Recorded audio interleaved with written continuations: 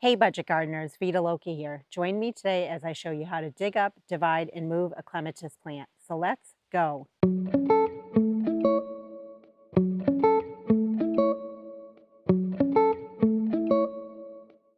There are a lot of different kinds of clematis plants out there. They come in a lot of different colors, and did you know there are even ones that bloom at different times of the year? Clematis come in what are called types or varieties. There's a type 1 or a type A, there's type 2 or type B, and then there's type 3 or C. And based on the type or variety of clematis that you have dictates the time of year to prune that clematis as well as the time of year when that clematis will bloom for you. And if you're not sure the type of clematis that you have, the best advice there is out there is to just wait a year. Watch your clematis plant and then make notes on when it blooms for you. That will tell you what type it is. You can also take a picture of the clematis and use something like Google Lens or some sort of identifying app that you have on your phone. And it, based on the bloom, it will tell you what kind or what type of clematis you have. I will be the first one to admit I am not an expert when it comes to clematis. I've been growing them in my yard for a number of years. In fact, this is the very first clematis I've ever had. I've had it for probably 10, if not 15 years, and I am still learning a lot about it. When I bought this clematis, I didn't know what kind it was. I didn't keep the label or the tag.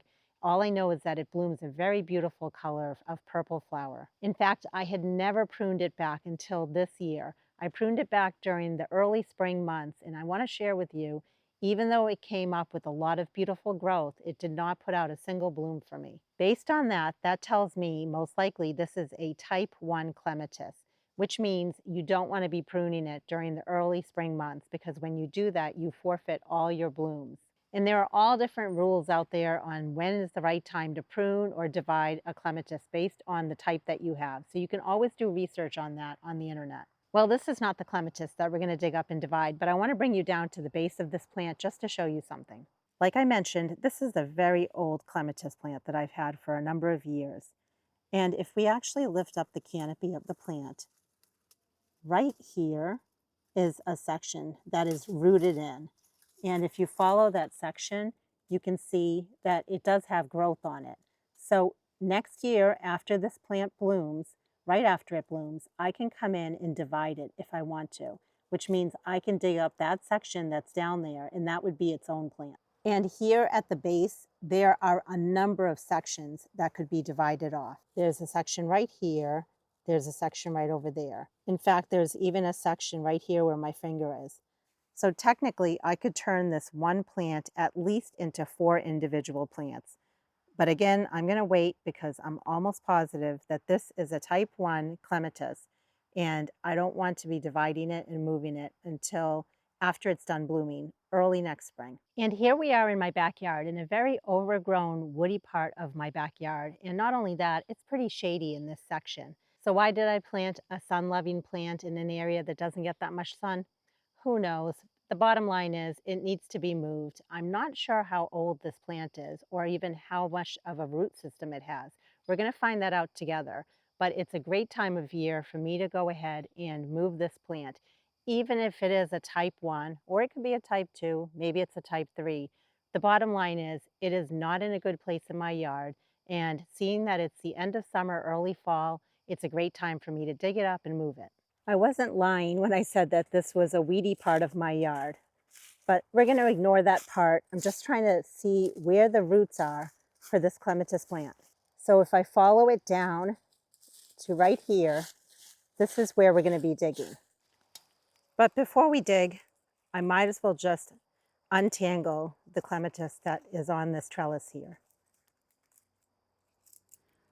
I honestly don't think this has ever bloomed for me, so I don't even know what color it is. But if you know anything about clematis plants, they're very expensive. So we don't want to be living with a plant that's not thriving in this area. We want to move this beautiful plant, and I have an area of my yard that used to be shady, but now it gets full sun. I would love to move this plant to that area of my yard. And I'm just doing this for good practice because I don't know, again, if this is a type 1, type 2, or type 3 clematis. So I would rather keep this viney part on here. And then in the spring, I'll wait and see, where does the growth come from? Does the growth come on the vine, or does it come from the base of the plant? Now that we've untangled it, it'll make it a lot easier to see what we're doing. So the base of the plant is right here, and you want to make sure you are digging quite a bit from the base of the plant. Although I can tell you that the soil here is not very good. We're going to do the best we can, but you would normally want to dig at least probably 3 or 4 inches away from the base of the plant. And the reason is you want to get as much of the roots as you can from all around. So I'm just trying to remove some of the weed pressure before we start doing more digging. So I'm going to dig down and then across. Of course, I'm right next to this tree, so I'm trying to be mindful of that.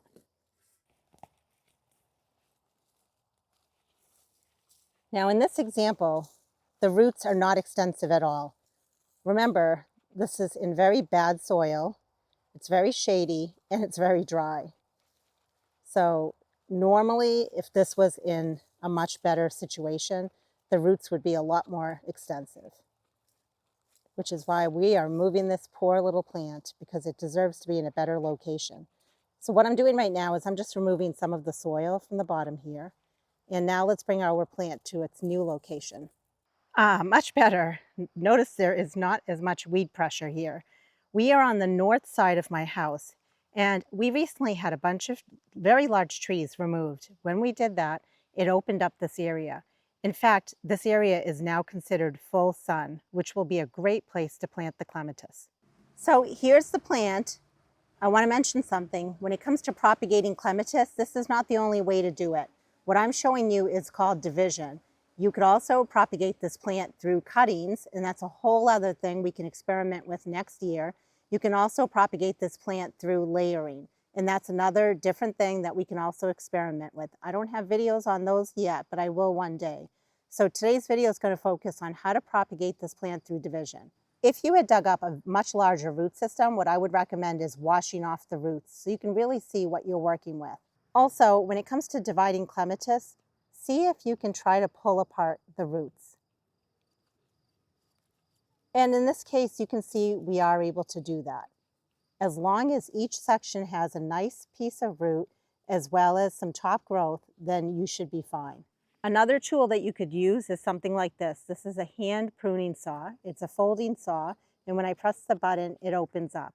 And I could have come in and I could have done this and just basically cut right through the middle, and that would work perfectly fine. Another thing you could use is something like a reciprocating saw. Again, these roots are very small because the plant just wasn't happy where it was, but it's going to be so much happier in its new home. And as a bonus, we turned one plant into 2 plants. And well, like I mentioned earlier, we know how expensive clematis can be, so this is definitely a win. So here we are at the back of the bed, and what I'm planning to do is buy some obelisk or trellis to put back here. We're not going to worry about that for today. The main thing is to get those clematis in the ground. I'm going to be planting them in front of each of those hydrangeas there. I think that would look really pretty. We have a nice thick layer of mulch here, so I'm going to move the mulch aside. And the soil is very good. It's been amended with compost, so I'm not going to be adding any additional compost. But if your soil was not very good, you may need to add some compost into the planting hole. And since we're planting the clematis in the fall, I'm not going to add any fertilizer. If you wanted to, you could add something like Espoma biotone fertilizer, or if you were planting in the spring, you could also add some fertilizer in the planting hole. So let's go ahead and dig our hole. It doesn't need to be very deep. It just needs to be deep enough to accommodate for those roots. The soil is pretty wet because we have drip irrigation right nearby. If the soil was dry, I would be adding some water right into the planting hole. Now, clematis don't like to have their roots exposed in the sun. So eventually I'll have to add some sort of plants in the front of it just to protect the roots and the base of my plant. But for right now, we're not going to worry about that. So I'm just backfilling, making sure that those roots are beneath soil level. And I can press down, backfill, and then I can put my mulch back. And now I can just give the plant a nice drink of water. The second clematis is going to get planted right here. When it comes to gardening, I think it's good to not have high expectations. I'm happy that the clematis are going to a new spot in the yard where in the long run, they will be happier. But I'm going to expect not to see any blooms on them next year. That way I don't get my hopes up high. And I should see blooms the following year. But you never know. If they bloom for me next year, even one blossom, I will be very, very happy. Get my little teeny tiny roots in there and get this planted. I'm surprised at how little roots they had, but again, they were in such a bad area. They were not happy. They're going to do so much better out here.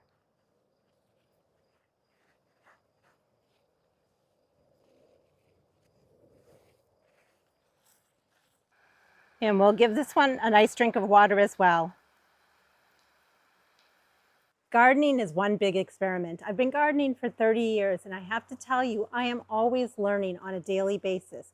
I'm learning from you, I'm learning from books, magazines, other YouTube channels, you name it. There's always so much information out there when it comes to gardening. And I wanted to make this video and be 100% transparent that I'm not an expert when it comes to clematis. There is so much for me to learn when it comes to this plant. One thing I can tell you is I love this plant. I'm going to pop up on the screen a few pictures of the clematis that's bloomed in my yard over the last few years, just to show you how pretty this plant is. Something that I've learned about having a YouTube channel and from hearing from a lot of you is gardening can sometimes be scary. I 100% get that. And when it comes to these plants that I would call are a little more special, what makes them special other than the fact that they're beautiful? They cost a pretty penny. So because of that, a lot of times we're afraid when it comes to dividing them or moving them. But that plant out there in the woods was not happy. It had to be moved. I didn't have to divide it, but I figured why not? I will share I have divided clematis in the past, and I have been successful at it.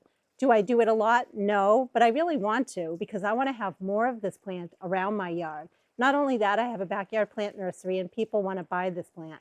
So I will be experimenting with taking cuttings from it, with layering, but I'm going to continue dividing it as well. I want to learn about the clematis in my yard and whether or not they're a type 1, type 2, type 3, and what variety they are so that I can share more of that with you. Let me know in the comments if you have clematis, and if so, what variety do you have? And have you ever propagated it? And if so, how have you done it? Please share your experience. Not only does it help me, but it helps anyone else that's reading the comments. If you're enjoying these type of videos where I show you how to propagate plants, please let me know by hitting the thumbs up button down below. That way it tells me to continue making videos like this. And until the next video, make it a great day with gardening.